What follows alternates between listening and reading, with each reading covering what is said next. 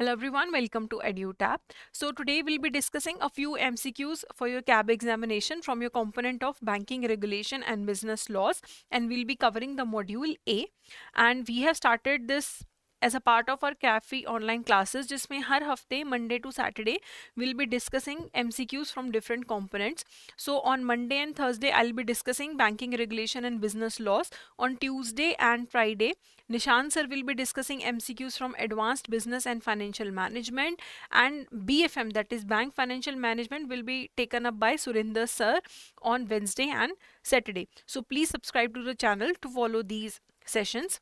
So let's start with the question. So the first question is, cooperative banks operating in different states are registered under the, जो cooperative banks multiple states में operate करते हैं, they are registered under which act? State cooperative society act, multi state cooperative society act, RBI act या फिर banking regulation act? तो जब एक cooperative society multiple states में ऑपरेट करती है, so it is registered under the multi state cooperative societies act. So the answer is B. So एक cooperative bank है, वो एक ऐसी कोऑपरेटिव सोसाइटी है जो बैंकिंग का काम करते हैं. It can be a primary cooperative society cooperative bank, it could be a district central cooperative bank, it could be a state cooperative bank. So अगर तो सिंगल स्टेट में आपका कोऑपरेटिव बैंक काम कर रहा है, then it is registered under उस state का स्टेट कोऑपरेटिव सोसाइटीज एक्ट. अगर मल्टीपल स्टेट्स में कोऑपरेटिव बैंक काम कर रहा है, then it is registered under the multi state cooperative societies act. तो जब वो सिंगल स्टेट में काम कर रहा था, उस स्टेट का जो रजिस्ट्रार ऑफ कोऑपरेटिव सोसाइटीज होगा, वो उस पर wide range of powers exercise करेगा from the start of the cooperative society to the winding up of the cooperative society. And जहाँ में मल्टी स्टेट कोऑपरेटिव एक्ट लागू होता है, वहां पे registrar is appointed by the central government. ठीक है, और फिर वो सारी पावर्स जो है एक्सरसाइज करता है. Next is, which of the following are the major powers of the reserve bank in the different roles as a regulator and supervisor? जो एक रिजर्व बैंक है उसके पास मल्टीपल पावर्स हैं, रेगुलेटर और सुपरवाइजिंग के फंक्शंस हैं. तो यहाँ पे वो कौन सी पावर्स एक्सरसाइज करता है इंडिया का जो रिजर्व बैंक है? Powers to issue banking licence, yes. Power of appointment and removal of banking board या पर्सनल, ये भी सही है. बैंकिंग बोर्ड्स के पर्सनल को अपॉइंट एंड रिमूव करने का पावर भी है. Power regarding audit of banks, this is also there. Power to collect, collate and furnish credit information, this is also there. Power relating to moratorium, amalgamation and winding up. ठीक है, तो ये यहाँ पे सारे के सारे ऑप्शंस एक्सरसाइज होते हैं. So D is the correct answer.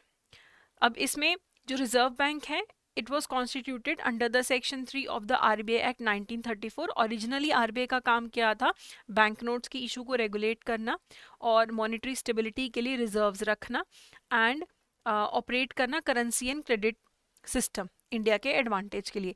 लेकिन अब धीरे धीरे आरबीआई के पास बहुत सारे रोल्स आ गए हैं. बैंकिंग लाइसेंस इशू करना है, बैंकिंग बोर्ड में पर्सनल को अपॉइंट या रिमूव करना है, बिजनेस ऑफ बैंक्स को रेगुलेट करना है, बैंक्स को डायरेक्शंस देना है, बैंक्स को इंस्पेक्ट करना, सुपरवाइज करना और उनके बारे में क्रेडिट इंफॉर्मेशन कलेक्ट करना.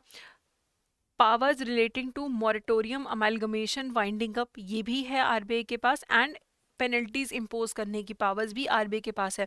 तो पेपर में ना ये पूरी की पूरी लिस्ट आ सकती है आपको ऑप्शंस बना के, तो इसे आपने ज़रूर ध्यान से पढ़ना है.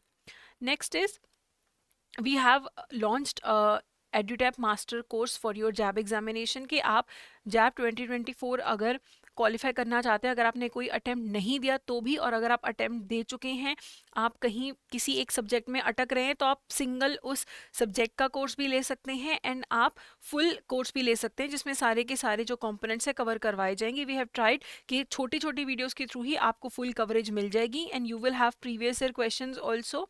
एंड आप जब भी कोई डिस्कशन करना चाहते हैं, कोई आपका डाउट है, तो साथ के साथ आपका विद इन 24 आवर्स वो डाउट भी सॉल्व किया जाएगा.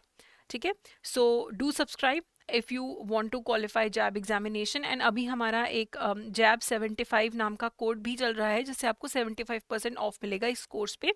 इसकी सारी जो इन्फॉर्मेशन है आपको उसका लिंक में डिस्क्रिप्शन मिल जाएगा. चलिए, उसके बाद थर्ड क्वेश्चन देखते हैं, dash of RBI is interested with the responsibility of regulation and supervision of NBFCs. NBFCs का सुपरविजन और रेगुलेशन कौन करता है आरबीआई में? Department of banking supervision, department of non banking supervision, department of external investment and operation, या फिर department of statistics and information management. So department of non banking, NBFCs क्या होता है? नॉन बैंकिंग फाइनेंशियल कंपनीज, है ना? तो department of non banking supervision जो है आरबीआई में, इसका रिस्पॉन्सिबिलिटी है regulation and supervision of NBFCs का। So B is the correct answer. तो मेजर रोल जो आरबीआई प्ले करता है, बैंक्स की रेगुलेशन भी करता है, और बाकी की जो फाइनेंशियल इंस्टीट्यूशंस हैं जैसे कि एनबीएफसीज, उनकी रेगुलेशन का काम भी ये करता है। So there is a separate department. Initially it used to be department of supervision, then it was divided into two, department of banking supervision and department of non banking supervision. So जो भी regulation और supervision है NBFCs का, वो RBI Act के under भी होता है. Next is the objective of Banking Regulation Act is to, Banking Regulation Act के क्या objectives हैं? Provide specific legislation to the business of banking in India, बिल्कुल सही, एक लेजिस्लेशन है ये जो कवर करता है बैंकिंग को. Prevent bank failures by prescribing minimum capital requirements, ये भी काम करता है. बैंकिंग रेगुलेशन एक्ट के बैंक्स का फेलियर ना हो तो मिनिमम कैपिटल रिक्वायरमेंट बताता है.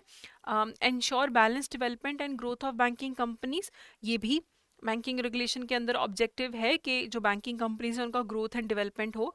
Give specific powers to RBI, ये भी बिल्कुल करेक्ट है. बहुत सारे प्रोविजंस आप देखेंगे that RBI gets the power from the banking regulation act, so this is also correct. Safeguard the interest of depositor, कि जो डिपॉजिटर्स का इंटरेस्ट है उसे सेफ गार्ड करना. सो यहाँ पे सारे के सारे जो ऑप्शन हैं बिल्कुल करेक्ट हैं. So the correct answer will be D, all of the above.